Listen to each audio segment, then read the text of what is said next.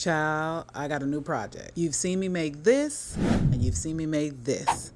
However, I've been asked to make some chaps for my friend for the Cowboy Carter concert. I've never made chaps before, so I figured I'd make myself a pair just so I can make sure I can actually do it before I go ahead and say, yeah, I got you, girl. So I started out with some jeans that I knew that were gonna be stretchy but a little loose in the thigh area, because you don't wanna use skinny jeans for something that is meant to be looser, especially in the middle crotch area. So just keep that in mind. Traced it out, there's no science. I looked at some photos of chaps online and I said, okay, so pretty much it's a big hole in the front and in the back. However, you have to trace this out. You don't want to just wing it, and I wanted it to line up because our chaps are going to be shorts under the chaps. It's not going to have, my good Lord have mercy, out. So once I've traced it and made sure it was even, which it wasn't at first, I took off my back pockets with a seam ripper. Please take my advice. When you're ready to cut, undercut.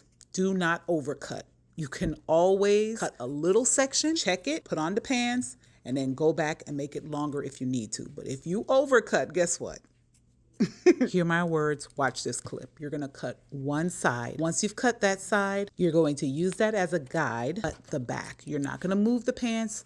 I just cut the front, the right side, then I'm gonna cut that opening in the back. You see how I'm just using that first cut as the guide? I don't need to flip it over, I don't need to do anything. You just cut it alongside with that. So now the both sides, front and back, are cut the same. Same with the other side.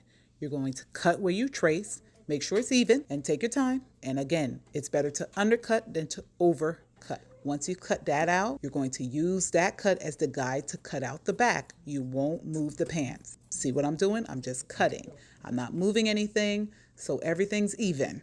We don't want no lopsided chaps. Once you get to the waistband, you stop. You're not cutting across the waistband. You're not. You're gonna cut it right under the button and zipper.